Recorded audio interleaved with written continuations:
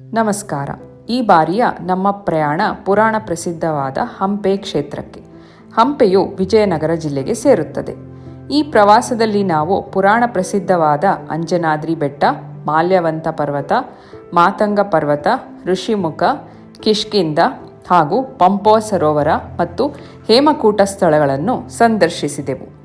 ಈ ವಿಡಿಯೋದಲ್ಲಿ ನಾವು ರಾಮಾಯಣ ಕಿಷ್ಕಿಂಧ ಕಾಂಡದಲ್ಲಿ ಉಲ್ಲೇಖವಾಗಿರುವ ಕೆಲವು ಪ್ರಸಿದ್ಧ ಸ್ಥಳಗಳನ್ನು ತೋರಿಸುವ ಪ್ರಯತ್ನ ಮಾಡಿದ್ದೇವೆ.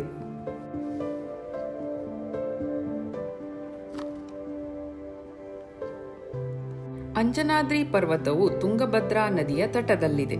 ಈ ಬೆಟ್ಟಗಳನ್ನು ನೋಡುತ್ತಾ ಹೋದಂತೆ ಹೇಮಕೂಟ ಪರ್ವತ, ಮಾತಂಗ ಪರ್ವತ, ಋಷ್ಯಮುಖ ಪರ್ವತ ಮತ್ತು ಅಂಜನಾದ್ರಿ ಪರ್ವತ ಕಾಣಿಸುತ್ತದೆ. ಬೆಟ್ಟದ ತುದಿಯಲ್ಲಿ ಭಗವಾನ್ ಹನುಮಂತನ ದೇವಾಲಯವಿದ್ದು ಅಲ್ಲಿ ಹನುಮಂತನ ಜಯಂತಿ ಮತ್ತು ಇತರ ಸಂಬಂಧಿತ ಆಚರಣೆಗಳನ್ನು ಆಚರಿಸುತ್ತಾರೆ. ಹನುಮನಹಳ್ಳಿಯ ಅಂಜನಾದ್ರಿ ಬೆಟ್ಟವು ಕರ್ನಾಟಕದ ಕೊಪ್ಪಳ ಜಿಲ್ಲೆಯಲ್ಲಿದೆ. ಕೊಪ್ಪಳವು ಕರ್ನಾಟಕದಲ್ಲಿರುವ ಒಂದು ಐತಿಹಾಸಿಕ ತಾಣವಾಗಿದೆ. ಕೊಪ್ಪಳವನ್ನು ಕೊಪ್ಪನಗರ ಎಂದು ಕರೆಯಲಾಗುತ್ತಿತ್ತು. ಕೊಪ್ಪಳವನ್ನು ಗಂಗರು, ಹೊಯ್ಸಳರು, ಚಾಲುಕ್ಯರು ಆಳಿದ್ದಾರೆ. ಅಂಜನಾದ್ರಿ ಬೆಟ್ಟದ ತುದಿಯಲ್ಲಿ ಹನುಮಂತನ ದೇವಾಲಯವಿದೆ. ಇದು ಸುಮಾರು 575 ಮೆಟ್ಟಿಲುಗಳನ್ನು ಹೊಂದಿದೆ. ದೇವಾಲಯವು ಬಂಡೆಯಿಂದ ಕೆತ್ತಿದ ಹನುಮಂತನ ವಿಗ್ರಹವನ್ನು ಹೊಂದಿದೆ. ಸಮೀಪದಲ್ಲಿ ರಾಮ ಮತ್ತು ಸೀತೆಯ ಗುಡಿಗಳು ಮತ್ತು ಅಂಜನಾ ದೇವಾಲಯವು ಇದೆ. ಈ ಸ್ಥಳವನ್ನು ಪುರಾಣಗಳಲ್ಲಿ ಕಿಷ್ಕಿಂಧೆ ಎಂದು ಕರೆಯಲಾಗುತ್ತಿತ್ತು. ಅಂಜನಾದ್ರಿ ಬೆಟ್ಟವು ಸಮುದ್ರ ಮಟ್ಟದಿಂದ ಸುಮಾರು 600 ಮೀಟರ್ ಎತ್ತರದಲ್ಲಿದೆ. ಹನುಮಂತನ ದೇವಾಲಯವು ಬಿಳಿ ಬಣ್ಣದ ಪಿರಮಿಡ್ ರಚನೆಯನ್ನು ಹೊಂದಿದೆ. ಇದರ ಮೇಲ್ಛಾವಣಿಯ ಮೇಲ್ಭಾಗವು ಸಣ್ಣ ಕೆಂಪು ಗುಮ್ಮಟವನ್ನು ಹೊಂದಿದೆ. ಸೀತೆಯನ್ನು ಕಳೆದುಕೊಂಡ ರಾಮ ತನ್ನ ಸಹೋದರ ಲಕ್ಷ್ಮಣನೊಡನೆ ಸೀತೆಯನ್ನು ಹುಡುಕುತ್ತಾ ದಕ್ಷಿಣದ ಕಡೆಗೆ ಆಗಮಿಸುತ್ತಾ ತುಂಗಭದ್ರಾ ನದಿಯ ಉತ್ತರ ದಡದಲ್ಲಿರುವ ಕಿಷ್ಕಿಂಧೆಗೆ ತಲುಪುತ್ತಾನೆ. ಅಲ್ಲಿ ಸುಗ್ರೀವ ಹನುಮಂತನ ಪರಿಚಯವಾಗಿ ಹನುಮಂತ ಲಂಕೆಗೆ ಹೋಗಿ ಅಶೋಕವನದಲ್ಲಿ ಸೀತೆ ಭೇಟಿ ಮಾಡಿ ನಂತರ ಲಂಕೆಯ ಅರಮನೆ ಸುಟ್ಟು ಬರುತ್ತಾನೆ.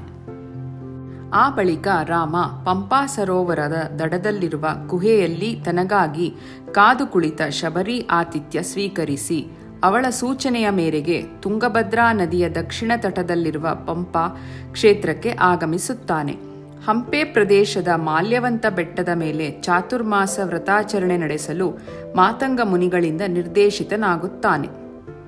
ರಾಮಾಯಣ ಮಹಾಕಾವ್ಯದಲ್ಲಿ ಉಲ್ಲೇಖವಾಗಿರುವ ಋಷ್ಯಮುಖ ಪರ್ವತ, ಅಂಜನಿ ಪರ್ವತ, ಗಂಧಮಾದನ ಪರ್ವತ, ಮಾಲ್ಯವಂತ ಪರ್ವತ, ಮಾತಂಗ ಪರ್ವತ, ಹೇಮಕೂಟ, ರತ್ನಕೂಟ ಪರ್ವತಗಳು ಹಂಪಿ ಕ್ಷೇತ್ರದ ತುಂಗಭದ್ರಾ ನದಿಯ ಉತ್ತರ ಮತ್ತು ದಕ್ಷಿಣ ದಿಕ್ಕುಗಳಲ್ಲಿ ಹರಡಿವೆ. ತ್ರೇತಾಯುಗದಲ್ಲಿ ಶ್ರೀರಾಮನು ತನ್ನ ಸಹೋದರ ಲಕ್ಷ್ಮಣನೊಡನೆ ಹಂಪಿ ಪಂಪಾ ಕ್ಷೇತ್ರಕ್ಕೆ ಆಗಮಿಸಿದ್ದ ಎಂಬ ವಿಷಯ ರಾಮಾಯಣ ಮಹಾಕಾವ್ಯದಲ್ಲಿ ವ್ಯಕ್ತವಾಗಿದೆ. ಹಂಪೆ ಮತ್ತು ಹನುಮಂತ. ರಾಮಾಯಣದಲ್ಲಿ ಹನುಮಂತನ ಜನ್ಮ, ಅಧ್ಯಯನ, ಅವನ ಗುಣಗಳನ್ನು ತಿಳಿಸುವ ಸುಂದರಕಾಂಡ ಒಂದು ಮಹತ್ವದ ದಾಖಲೆ. ಹನುಮಂತ ಜನಿಸಿದ್ದು ಕಿಷ್ಕಿಂಧೆಯ ಅಂಜನಿ ಪರ್ವತದಲ್ಲಿ. ಅವನು ಋಷ್ಯಮುಖ ಪರ್ವತದ ಬಳಿ ವನವಾಸಿಗಳಾಗಿದ್ದ ಶ್ರೀರಾಮ ಮತ್ತು ಲಕ್ಷ್ಮಣರನ್ನು ಭೇಟಿ ಮಾಡಿ ಮುಂದೆ ರಾಮ ಸೀತೆಯರ ಪುನರ್ಮಿಲನದ ರೂವಾರಿ ಆಗುತ್ತಾನೆ.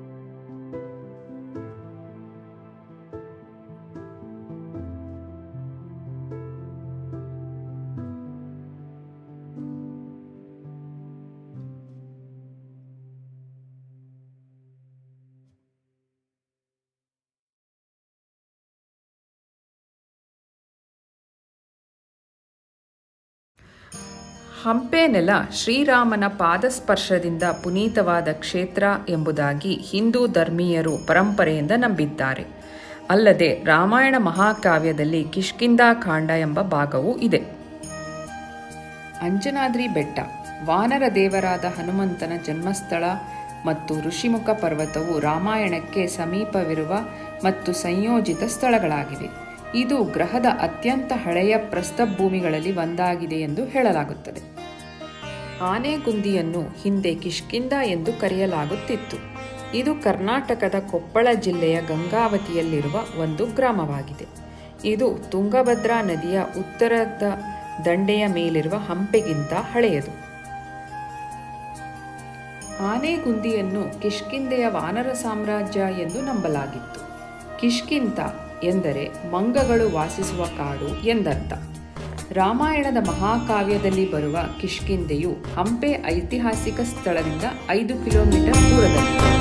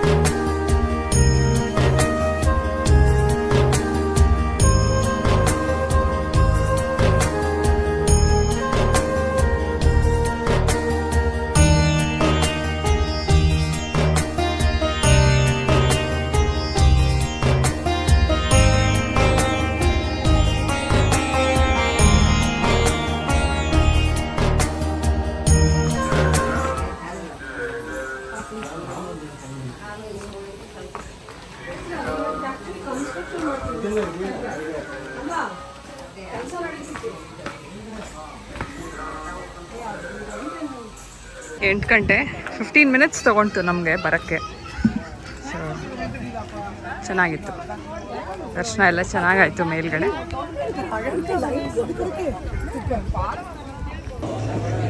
ಇಲ್ಲೇ ತಿಂಡಿ ಸಿಕ್ತು, ಕೆಳಗಡೆ ಇಳ್ಕೊಂಡು ಬರ್ತಿದ್ವಿ. ಇಡ್ಲಿ ವಡೆ ತೊಗೊಂಡ್ವಿ.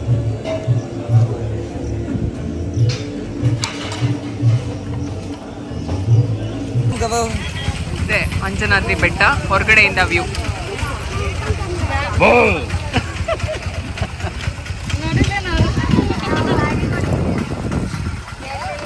ಈ ಥರ ರೋಡ್, ಕಾರ್ ಪಾರ್ಕಿಂಗ್ ಮಾಡಿದ್ದೀವಿ, ಹೋಗ್ಬೇಕು ಇವಾಗಲ್ಲಿ.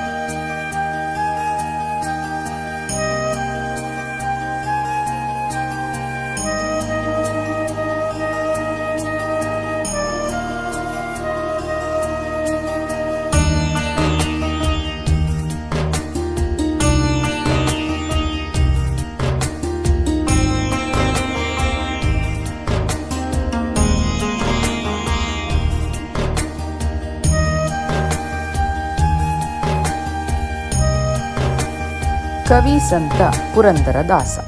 ವೈಷ್ಣವ ಹರಿದಾಸರು ಮತ್ತು ಕೀರ್ತನಾಕಾರರಾದ ಪುರಂದರದಾಸರು 15ನೇ ಶತಮಾನದ ಕೃಷ್ಣ ಭಕ್ತರು. ಅವರ ರಚನೆಗಳು ಬಹುತೇಕ ಕನ್ನಡದಲ್ಲಿದ್ದು ಕೆಲವೊಂದು ಸಂಸ್ಕೃತ ರಚನೆಗಳೂ ಇವೆ. ಪುರಂದರ ಮಂಟಪವು ವಿಠ್ಠಲ ದೇವಾಲಯದ ಬಳಿಯ ನದಿ ತೀರದಲ್ಲಿದ್ದು ಚಿಕ್ಕದಾದ ತೆರೆದ ಮಂಟಪವಾಗಿದೆ. ಇದರಲ್ಲಿ ಭಾರೀ ಗಾತ್ರದ ಕಲ್ಲಿನ ತೊಲೆಗಳಿಂದ ಮಾಡಲಾದ 60 ಕಂಬಗಳಿದ್ದು ಮಂಟಪದೊಳಗೆ ತಂಬೂರಿ ನುಡಿಸುತ್ತಿರುವ ಪುರಂದರದಾಸರ ಪ್ರತಿಮೆ ಇದೆ. ವಿಜಯನಗರದಾದ್ಯಂತ ಸಂಚರಿಸಿದ ಪುರಂದರದಾಸರು ಕೃಷ್ಣದೇವರಾಯನ ಆಸ್ಥಾನದಲ್ಲಿಯೂ ಹಾಡಿದರು ಎನ್ನಲಾಗುತ್ತದೆ. ಅವರು ತಮ್ಮ ಕೊನೆಯ ದಿನಗಳನ್ನು ಹಂಪಿಯಲ್ಲಿ ಈ ಮಂಟಪದಲ್ಲಿ ಭಕ್ತಿಗೀತೆಗಳನ್ನು ರಚಿಸುತ್ತಾ ಹಾಡುತ್ತಾ ಕಳೆದರು.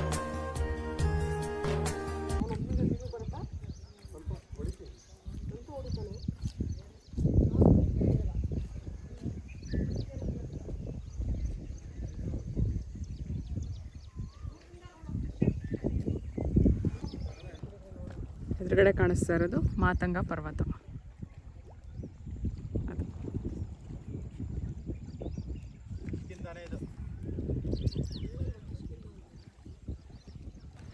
ಮಾತಂಗ ಬೆಟ್ಟ. ಈ ಬೆಟ್ಟವು ಹಿಂದೂ ರಾಮಾಯಣ ಮಹಾಕಾವ್ಯದಿಂದ ಪವಿತ್ರ ಭೂಮಿ ಎಂದು ಭಾವಿಸಲಾಗಿದೆ. ಈ ಬೆಟ್ಟದ ಶ್ರೇಣಿಯು ಹಂಪೆಯ ನೈಸರ್ಗಿಕ ಗಡಿಯಾಗಿ ಕಾರ್ಯನಿರ್ವಹಿಸಿತು.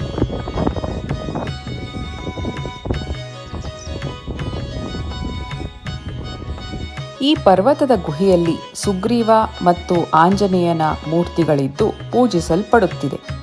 ಋಷಿಮುಖ ಪರ್ವತವು ತುಂಗಭದ್ರಾ ನದಿಯನ್ನು 2 ಭಾಗವನ್ನಾಗಿ ಹರಿಸುತ್ತದೆ. ಚಕ್ರತೀರ್ಥದ ಎದುರಿಗೆ ತುಂಗಭದ್ರಾ ನದಿಗೆ ಹೊಂದಿಕೊಂಡಂತೆ ಇರುವ ದೊಡ್ಡ ಬೆಟ್ಟವೇ ಋಷಿಮುಖ ಪರ್ವತ. ಇದು ಪೌರಾಣಿಕ ಹಿನ್ನೆಲೆಯುಳ್ಳ ಹಿಂದೂಗಳ ಪವಿತ್ರ ಸ್ಥಳಗಳಲ್ಲೊಂದು. ಈ ಪವಿತ್ರ ಬೆಟ್ಟದಲ್ಲಿ ಅನೇಕ ಋಷಿಗಳು ತಪಸ್ಸು ಮಾಡಿದ್ದರೆಂದು ಮತ್ತು ಸುಗ್ರೀವನ ವಾಸದ ನೆಲೆಯೂ ಆಗಿತ್ತು ಎಂದು ನಂಬಲಾಗಿದೆ. ಹಿಂದೂ ಧರ್ಮಗ್ರಂಥಗಳಲ್ಲಿ ಪಂಪಾ ಸರೋವರವನ್ನು ಶಿವನ ಪತ್ನಿ ಪಾರ್ವತಿಯ ರೂಪವಾದ ಪಂಪಾ ಶಿವನಿಗೆ ತನ್ನ ಭಕ್ತಿಯನ್ನು ತೋರಿಸಲು ತಪಸ್ಸು ಮಾಡಿದ ಸ್ಥಳವೆಂದು ಪರಿಗಣಿಸಲಾಗಿದೆ. ರಾಮನ ಭಕ್ತೆಯಾದ ಶಬರಿಯು ರಾಮನ ಆಗಮನಕ್ಕಾಗಿ ಕಾಯುತ್ತಿದ್ದ ಸ್ಥಳವೆಂದು ಹಿಂದೂ ಮಹಾಕಾವ್ಯವಾದ ರಾಮಾಯಣದಲ್ಲಿ ಉಲ್ಲೇಖವಾಗಿದೆ. ಪಂಪಾ ಸರೋವರವು ಕರ್ನಾಟಕದ ಹಂಪಿ ಬಳಿಯ ಕೊಪ್ಪಳ ಜಿಲ್ಲೆಯ ಒಂದು ಸರೋವರವಾಗಿದೆ. ತುಂಗಭದ್ರಾ ನದಿಯ ದಕ್ಷಿಣಕ್ಕೆ ಬರುತ್ತದೆ. ಇದನ್ನು ಹಿಂದೂಗಳು ಪವಿತ್ರವೆಂದು ಪರಿಗಣಿಸುತ್ತಾರೆ ಹಾಗೂ ಪಂಪಾ ಸರೋವರವು ಭಾರತದ 5 ಪವಿತ್ರ ಸರೋವರಗಳಲ್ಲಿ ಒಂದಾಗಿದೆ. ಚಿಂತಾಮಣಿ ದೇವಾಲಯಗಳ ಸಮೂಹವು ಆನೆಗುಂದಿ ಗ್ರಾಮದ ಆಗ್ನೇಯ ಭಾಗದಲ್ಲಿರುತ್ತದೆ. ಇದು ರಾಮನು ಮರದ ಮರೆಯಲ್ಲಿ ನಿಂತು ಬಾಣದಿಂದ ವಾಲಿಯನ್ನು ವಧಿಸಿದ ಸ್ಥಳವೆಂದು ಹೇಳಲಾಗುತ್ತದೆ. ಇನ್ನು ಸ್ವಲ್ಪ ಮುಂದೆ ಸಾಗಿದರೆ ರಾಮನು ಮೊದಲ ಬಾರಿ ಆಂಜನೇಯನನ್ನು ಭೇಟಿಯಾದನೆಂದು ಹೇಳಲಾದ ಗುಹೆಯನ್ನು ಕಾಣಬಹುದು.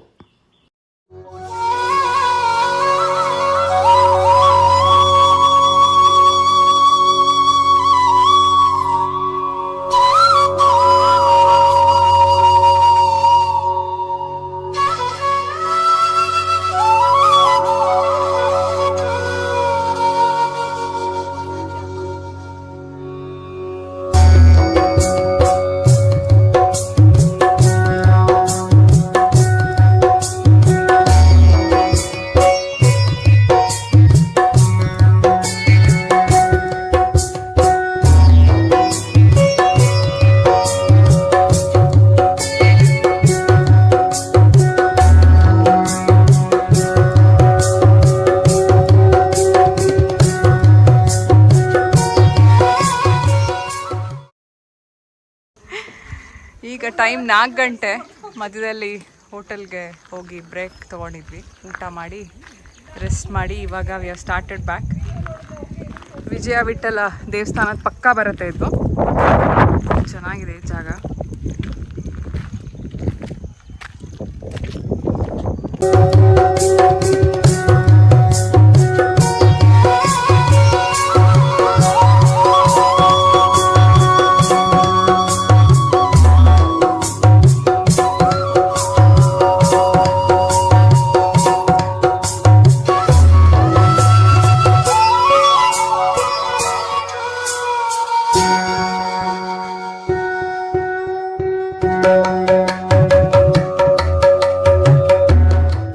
ಹಂಪೆಯು ರಾಮಾಯಣ ಕಾಲದ ಕಿಷ್ಕಿಂಧವಾಗಿತ್ತೆಂದು ಇದನ್ನು ವಾನರ ದೊರೆ ಸುಗ್ರೀವನು ಆಳಿದ್ದನೆಂದು ನಂಬಿಕೆಯಿದೆ.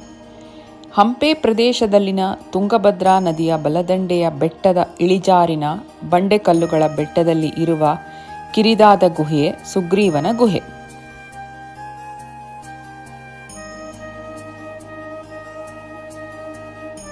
ಈ ಗುಹೆಯೊಳಗೆ ಸಣ್ಣ ಕಟ್ಟೆ ಇದ್ದು ಅದರ ಮೇಲೆ 2 ಪಾದಚಿಹ್ನೆ ಇದೆ. ಇಲ್ಲಿಯೇ ಸುಗ್ರೀವನು ರಾಮನಿಗೆ ಸೀತೆಯ ಆಭರಣಗಳನ್ನು ತೋರಿಸಿದನೆಂದು, ರಾವಣನು ಪುಷ್ಪಕ ವಿಮಾನದಲ್ಲಿ ಹೊತ್ತೊಯ್ಯುವಾಗ ಸೀತೆಯು ದಾರಿಯ ಗುರುತಿಗಾಗಿ ಈ ಆಭರಣಗಳನ್ನು ಎಸೆದಿದ್ದಳೆಂದು ಹೇಳಲಾಗುತ್ತದೆ.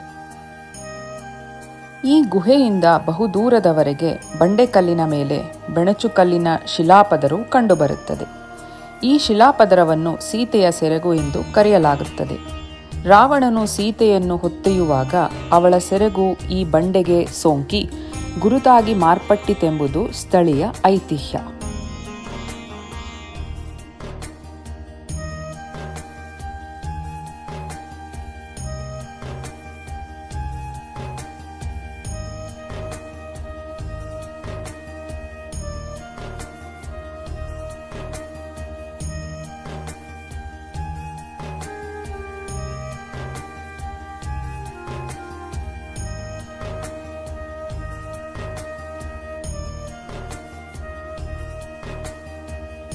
ಹಿಂದೂ ಮಹಾಕಾವ್ಯವಾದ ರಾಮಾಯಣದ ಭಾಗದಲ್ಲಿ ಬರುವಂತಹ ವಾಲಿ ಸುಗ್ರೀವರ ಪ್ರಸಂಗ ಎಲ್ಲರಿಗೂ ಗೊತ್ತು.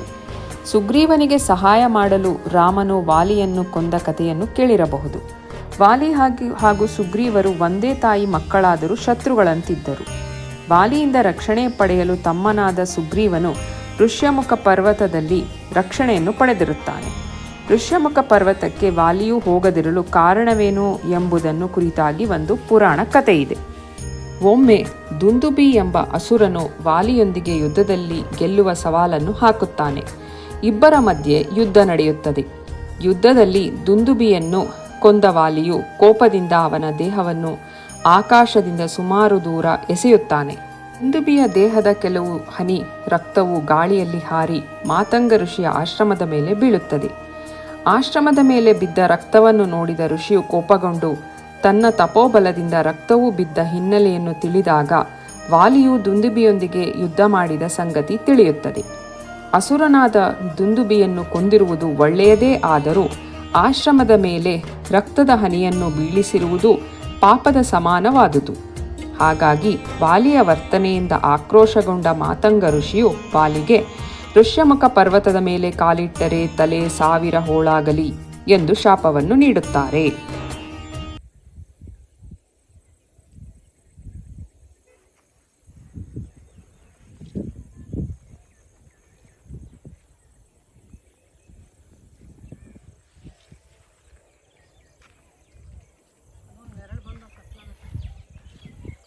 ಇಲ್ಲಿ ಎದುರುಗಡೆ ಕಾಣಿಸ್ತಿದೆಯಲ್ಲ ದೇವಸ್ಥಾನ, ಯಂತ್ರೋದ್ಧಾರಕ ಆಂಜನೇಯ ಅಂತ. ಅಂದರೆ ಆಂಜನೇಯನ ಯಂತ್ರದಲ್ಲಿ ಬಂಧಿಸಿ ಇಟ್ಟಿದ್ದಾರೆ. ನಾವು ಇದನ್ನು ಬೆಳಗ್ಗೆ ಆ ಕಡೆಯಿಂದ ನೋಡಿದ್ವಿ, ಋಷ್ಯಶೃಂಗ ಪರ್ವತದಿಂದ ನೋಡಿದ್ವಿ, ಅಲ್ಲಿಂದ ನೋಡಿದ್ವಿ.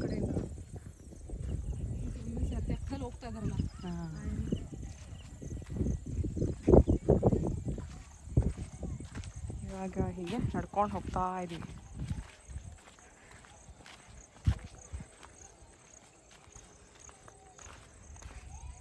ನಾವು ಬಂದಿದ್ದು ಅಲ್ಲಿಂದ ಬರ್ತಾ ಇದ್ದೀವಿ.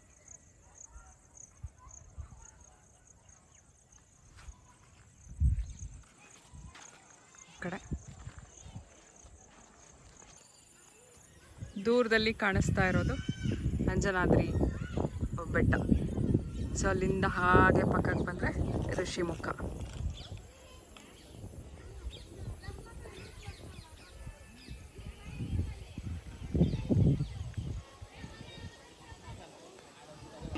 ಈಗ ಯಂತ್ರೋದ್ಧಾರಕ ಹನುಮಂತನ ದೇವಾಲಯದ ಇತಿಹಾಸವನ್ನು ತಿಳಿಯೋಣ. ಹನುಮಾನ್ ದೇವರಿಗೆ ಸಮರ್ಪಿತವಾಗಿರುವ ಯಂತ್ರೋದ್ಧಾರಕ ಹನುಮಾನ್ ದೇವಾಲಯವು ತಾಯಿತದೊಳಗೆ ಇರಿಸಲಾಗಿರುವ ಹನುಮಂತನ ಚಿತ್ರದಿಂದ ತನ್ನ ಹೆಸರನ್ನು ಪಡೆದುಕೊಂಡಿದೆ. ಹನುಮಂತನ ಸ್ಥಾನವು ಹಂಪೆಯಲ್ಲಿ ಕಂಡುಬರುವ ಯಾವುದೇ ಹನುಮಂತನ ಚಿತ್ರಕ್ಕಿಂತ ಭಿನ್ನವಾಗಿದೆ. ಈ ದೇವಾಲಯವು ಹಂಪೆಯಲ್ಲಿರುವ ಹನುಮಂತನಿಗಿಂತ ಸಮರ್ಪಿತವಾಗಿರುವ 2ನೇ ಪ್ರಮುಖ ದೇವಾಲಯವಾಗಿದೆ. ಅವರು ತಮ್ಮ ಪ್ರಾರ್ಥನೆಯನ್ನು ಮುಗಿಸುವ ಹೊತ್ತಿಗೆ ಚಿತ್ರವು ಕಣ್ಮರೆಯಾಗುತ್ತಿತ್ತು.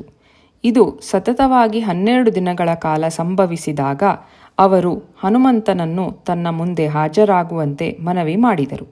ಭಗವಂತನು ಕಾಣಿಸಿಕೊಂಡಾಗ ಶ್ರೀ ವ್ಯಾಸರಾಜರು 6 ದಿಕ್ಕಿನ ಕುಂಭದಲ್ಲಿ ನಿರ್ಬಂಧಿಸಿ ಮತ್ತು ಆ ಪ್ರದೇಶದಲ್ಲಿ ದೇವಾಲಯವನ್ನು ನಿರ್ಮಿಸಲು ಹೇಳಿದರು.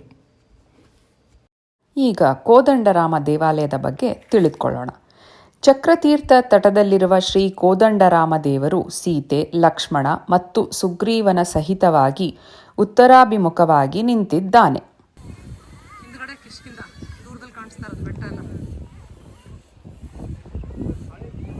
ಜಸ್ಟ್ ಒಂದು ಸ್ವಲ್ಪ ಮಳೆ ಬಂತು. ಮಳೆ ಬಂದಮೇಲೆ ವ್ಯೂ ಇನ್ನೂ ಎನ್ಹಾನ್ಸ್ ಆಗಿದೆ, ಚೆನ್ನಾಗಿ ಕಾಣಿಸ್ತದೆ. ಆ್ಯಕ್ಚುಲಿ ಈ ಕಡೆ ಎಲ್ಲ ಮೋಡ, ವೆರಿ ನೈಸ್.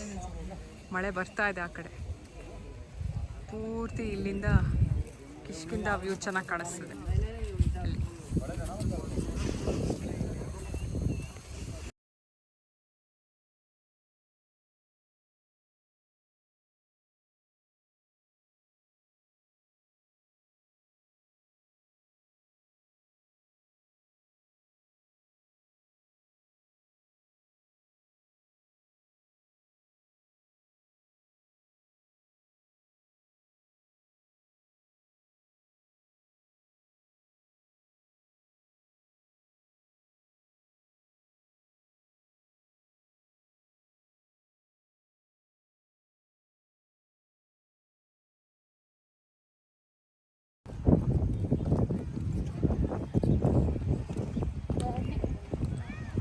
ವಿರೂಪಾಕ್ಷ ದೇವಸ್ಥಾನ ಆ ಕಡೆಯಿಂದ ನೋಡಿದ್ವಲ್ಲ. ಟೈಮ್ 6 ಗಂಟೆ. ಸ್ವಲ್ಪ ಹೊತ್ತಿಗೆ ಸನ್ಸೆಟ್ ಆಗುತ್ತೆ. ಸನ್ಸೆಟ್ ಅಂತ ಬಂದ್ವಿ. ಈ ಜಾಗ ಹೇಮಕೂಟ ಅಂತ ಕರೀತಾರೆ ಈ ಜಾಗ.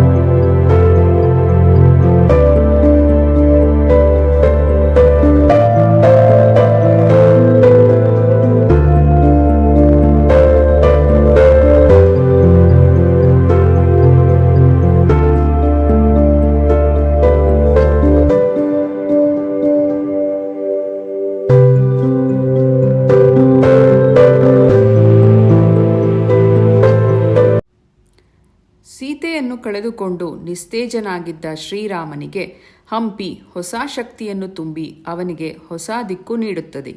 ಇದು ಹಂಪೆಯ ಪೌರಾಣಿಕ ಮಹತ್ವ.